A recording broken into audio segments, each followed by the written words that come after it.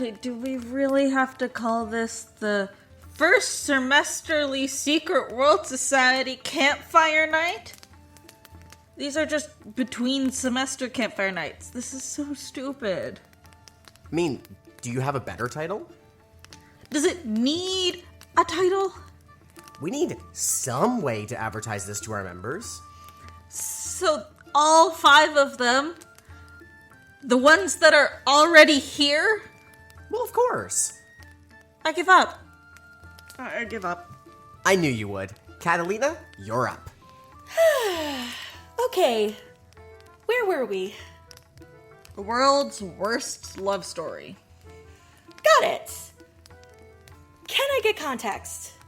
We're covering what is apparently the second series on Antimemetics.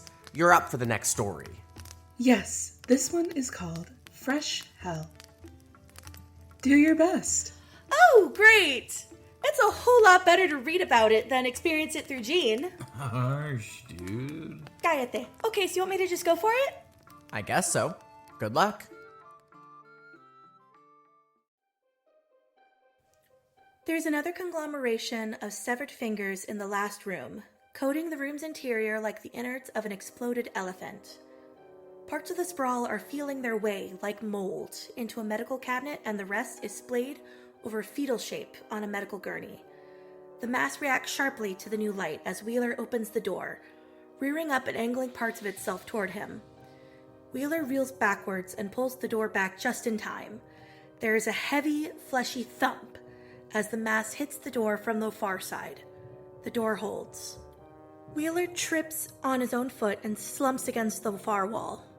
The shape of the gurney was a coiled-up human, not a corpse, but a living human with one wide-open eye whose whole body was slowly being consumed and processed into more fingers. They were growing out of his throat. Wheeler didn't see this. He thinks he saw it, but he knows he couldn't have. And that's it. Wheeler casts around the corridor. Every other door he's tried is blocked or locked. The place is below ground, so no windows. No navigable ventilation. There are 2 more gunshots up at the far end of the corridor, ear-splitting in the enclosed space and echoing for many seconds. Hutchinson rounds the corner at a dead run, gun in hand, and reaches him quickly. Find a way out. This place is infested. Every room, all the stairwells. This is absurd. At the far end of the corridor, the main mass heaves itself around the corner. From this distance, it looks like an ambulatory 8-ton pile of moldy mashed potato and fat, wiggling maggots. There are toes in there as well as fingers and small teeth and bits of bone. It has 20 bullet holes in it, and blood is flowing from all of them. But if it has vital organs, they must be elsewhere in the building, because none of the wounds have slowed it down or otherwise altered its slow, methodical, homing behavior. It smells powerfully and creatively disgusting, like concentrated medical waste. It lurches forward in intermittent phases, coating the walls and floor with scarlet ooze as it moves. It'll be on them in about half a minute, squashing them against the end of the corridor and then pulling them into the mess to be remade. Well, at this point I think we're done. Thanks for trying. Hutchinson, for her part, just stands there, gun lowered, watching the thing come. It moves slowly, like a steamroller. It fills the corridor almost to the ceiling. She has 2 bullets left, and she's considering where to spend them. Shooting the mass itself is like shooting pudding. She'd kill for a grenade. Even a fire axe would be something. She might not be able to stop the thing, but she could at least make herself known with a fire axe. She could make it feel some regret. There are worse fates, I suppose, than being digested by that thing. But not all that many. Fries are covered. Excuse me, what? She pushes Wheeler aside. There's a white painted wall behind them. There's a lock in it and a long vertical seam. She spends a moment choosing the right part of the lock to shoot and shoots it out. Behind the tall, wide panel, which opens, is a shallow, dusty, metal-edged space like an elevator shaft with no elevator, allowing filthy pipes and cables to pass vertically between floors. She looks up. There's just enough room to admit a person. Can you climb? Without waiting for a response, she sheds her suit jacket, sticks a flashlight between her teeth, and hauls herself up into the darkness. After a brief moment of scuffling, there's another gunshot. The other riser cupboard door. No, I can't climb. The mass is almost on him. He's transfixed by its motion. It's all too familiar grasping behavior. I figured. It's clear up here. Come on, I'm braced. Mind the slip here. It's metal. Come on. Wheeler keeps his own jacket on and buttoned. It's the only part of the situation over which he still has firm control. He has to jump to catch hold of Hutchinson's hand, and just as he jumps, the main mass lunges for him, crossing the last few meters in a rush and catching hold of him by 1 foot. He sees himself die. His sweating hand immediately starts to slip out of Hutchinson's. She braces her other arm and hauls him up 15 or 30 centimeters with an angry grunt, then releases his hand for a split second and reaches down like a flash to take firmer hold of his wrist. She keeps pulling. The mass closes around Wheeler's foot like aggressive, proactive quicksand. Would you get off of me? He yelps and kicks at it with his other foot until it finally pries his shoe loose. The mass retreats for a second, taking a crucial moment to realize that its prize is not living flesh. But by that time, Hutchinson has hauled Wheeler up another half meter, and Wheeler has started pushing himself upwards off the pipework with his feet. The mass lunges again, but falls short, and seems too unintelligent to climb after them. It sloshes around, probing its surroundings, perplexed by the shoe. Hutchinson hauls Wheeler over the lip into the next corridor. He scrapes his ribs badly and arrives crawling, eyes watering. He doesn't die. He can still see himself dying. He stays on all fours for a significant amount of time, processing what just happened. Fuck! We need to get to the roof. I might be able to get a signal out from there. You're at the gym pretty often. You train for fresh hell like this? Yeah. Well, that's great. 'Cause I play the violin. It's not quite as physically demanding as careers go, I mean. When you said you were the county health inspector, that was an enormous lie, wasn't it? This is asinine. This is brain damage. His skin crawls, and grotesque visions flood through his brain. Eventually, he recovers his breath and gets to his feet. He stands lopsided, so he takes his other shoe off and throws it back down the riser for symmetry. We need to get to the roof. Wheeler blinks a long blink, then focuses on something around the corner. Something on the wall which Hutchinson can't see from where she's standing. Yeah, just a tick there. He goes to it. It's a red panel, and pulls something down.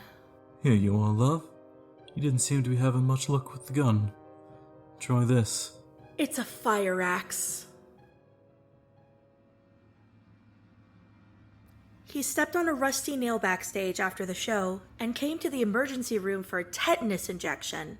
While waiting, he slowly realized that more than half of the people waiting with him were clutching partially or entirely severed fingers. Bandsaw accidents, hands caught in car doors, hands trapped in door hinges, hands crushed in machinery, every one of them unrelated. There was an epidemic of physical injury, which should have been impossible, and when he tried to bring it up with the medical staff, they didn't seem to understand what he was saying. And then he saw one of the fingers escape. He followed it as it wriggled away down a long corridor to a far corner of the hospital, to an ajar door which nobody in the hospital seemed to be able to perceive except for him, and into a different building where there were no people at all, just hundreds and hundreds of wriggling, exploring, slowly reproducing, and lengthening fingers. He slammed the door and tried and failed to get someone, anyone, staff or patient, to see what he was seeing. He found a payphone and dialed for emergency services and ordered off the menu, asking for emergency industrial scale pest control or hazardous containment or psychic support or something. And there was a long pause, and he was connected to what was either a very measured, dispassionate human or an impressively articulate robot operator. It told him to wait by the phone. An associate would be with him shortly. Marion Hutchinson arrived in person, slightly less than 15 minutes later. He showed her the door. They went a few paces inside, Hutchinson crouching and aiming some kind of flashlight/scanner at the finger worms. Behind them, something reached out and gently pushed the door closed with a click. They turned and saw what it was and ran. Hutchinson hacks her way through the last of the flesh-clogged stairwell. They're almost at the roof. This part of the distributed infestation doesn't seem to be mobile, although it is freakishly grabby. Wheeler stands 3 paces back from her, partly to avoid the backswing, but mostly so he doesn't have to watch. It's butchery, and it's grisly, and Hutchinson barely seems perturbed by it. She slices methodically until there are waterfalls of gore coming down the stairs and soaking her shoes and his socks, and she does it with the manner of someone trimming a hedgerow. Wheeler's shivering and starting to crash. If he doesn't stay still, right in the middle of the stairwell, the remaining fingers tug at his hair and sleeves. In another few minutes, it may finally dawn on him that this is really happening. This is crazy. This is nuts. This is crazy. This is nuts. This is crazy. This is nuts. This is crazy. This is nuts. What was that word you used back there? Pardon? Don't tune out. When that mass was coming down the hall, did you say digitized? Yes, but... well, in the old sense of the word. Digit, meaning finger, so digitized, meaning turning into fingers? I just got it. It's great. You really think so? What kind of violin music?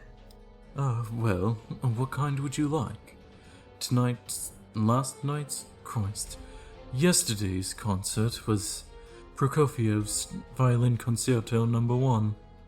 And a few other pieces, of course, but that was the main course for me. It's where I got my teeth in. That piece is a nightmare. It is a bit of a challenge, isn't it? No, I mean it's chaotic. It's unlistenable.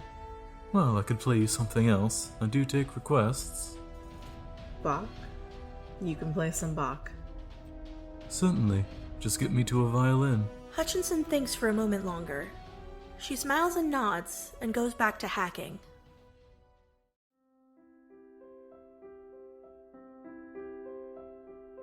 And they hit the roof, and Hutchinson's radio finally works, and she calls everything in. She speaks in rapid keywords which Wheeler can't quite follow, although he can pick out his own name and hazmat, and a repeated word which sounds to him like a brand of cassette tape. Memetics. It's very nearly dawn.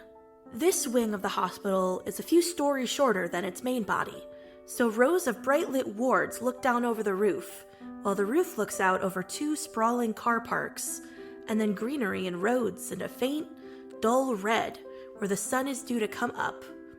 Hutchinson quickly ascertains that there's no fire escape from here. The intended fire exit from the roof is the stairwell up which they just came, so they'll have to wait for a helicopter. Or, more likely and less romantically, a long ladder. Backup is coming. They have to come in from the next city over, so it could be a few hours. They'll have decontamination gear, antibiotics, blankets, tedious debriefing forms, you name it. But most importantly, coffee. Wheeler makes an inarticulate sound, the sound of one who could use the coffee, and then after that, a drink. Oh, dear Lord, I have another concert today. He sits on the thick perimeter wall, rubs his eyes, rubs his sore feet, and begins to shut down. You'll be there. The nasty part is over. You did well for a civilian. I've seen far worse. Worse than this? I'm sorry, but you've seen worse than this. Wheeler opens his eyes again. He gestures at the mayhem from which they just escaped, the fire door and everything it leads to. It's all still down there. Hutchinson, again, says nothing. What even is this? What happened here? At first, first, Hutchinson doesn't answer this either. She walks away across the roof and spends an entire minute staring at the forthcoming sun. And then, surprising Wheeler, and slightly surprising even herself, she walks back to him. SCP-4051, which is the number we just assigned to this infestation, has an intrinsic property which makes it nearly impossible for sapient organisms to perceive it. It's a form of camouflage. It's not invisible, it's a mental blocking effect. Information about it goes nowhere, it gets suppressed. People walk past this building every day of the week. They don't see what's blocking the windows. They walk past that door and don't realize it's standing open. It could have been here for decades. The researchers will get the whole story eventually. So, living fnords. And this actually slows Hutchinson down for a second. She gets that reference. She read those books when she was younger, years ago, before joining the Foundation. But she's never made the connection between Fnords and the work she does. For as long as she's been working there, she hasn't even thought about it. The irony is intense enough to burn. Yeah. Aside from the fact you can actually see them. I have specialist training. And that I also can see them. You seem to have a mild, naturally occurring immunity to memory clouding phenomena.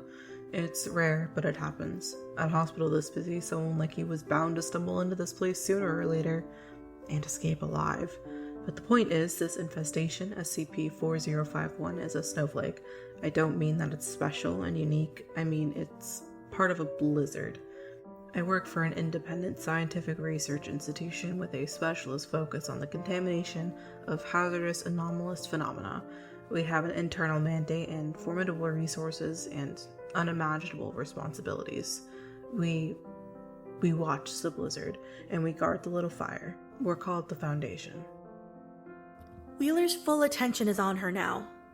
He feels tense and exposed here, vulnerable to extraordinary natural forces from which, by rights, he should be fleeing. But he's also fascinated. Hutchinson has a fairly ethereal attitude to her. It's as if she's not standing on the same planet as everybody else. So you're not FBI? Either, I mean. That was my other guess. I hate that show. Well, I don't believe I mentioned a show. They do everything wrong. They don't have enough people, they don't trust each other, they don't spend nearly enough time on paperwork. Paperwork saves lives, but most of all, I hate the will they or won't they for what, 5 years? It's forced, it's farcical. It doesn't take that long, you know. You will or you won't, and then you do. You do? Yeah, I think you do. A distant, rapid thudding noise slowly becomes apparent. Hutchinson sees the source of the sound first and points. Backup's here, and it looks like we raided a helicopter after all.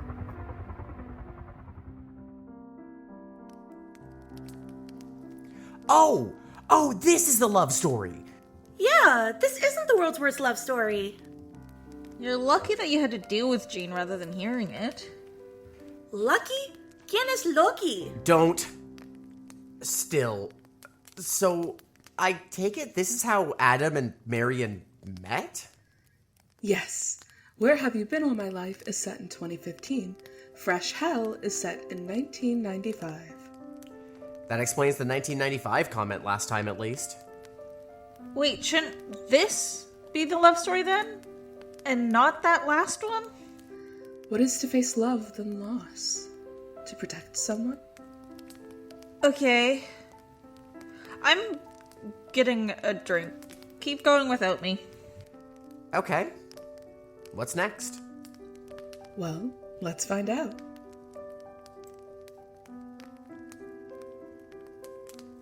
And that brings us to the end of this episode. I'm recording these credits at 3 a.m., and I am only just realizing that that was a bit on the shorter side for our usual recording. So, as usual, I would like to end off today by thanking our voice actors who put in so much work for this episode. In particular, I would like to thank Kit, who played the role of Ani, Esme, who played the role of Catalina, Peach, who played the role of Rowan, and John, who played the role of Jean, as well as Adam Wheeler. I'd also like to thank Echo, who played the role of Marion Hutchinson. And for those wondering, my name is Gaia. I play the role of Lyrillin. I would also like to thank the authors who wrote the stories we read today, that being QNTM, who wrote Fresh Hell, and our upcoming story, Ojai. I would also like to give a huge thank you to Kevin MacLeod, who wrote and produced all the music that you can hear in this episode. If you want to listen to his music or more, you can head on over to incomtech.com or just search up Kevin MacLeod on Google. So, thank you so much for listening, and have a good one.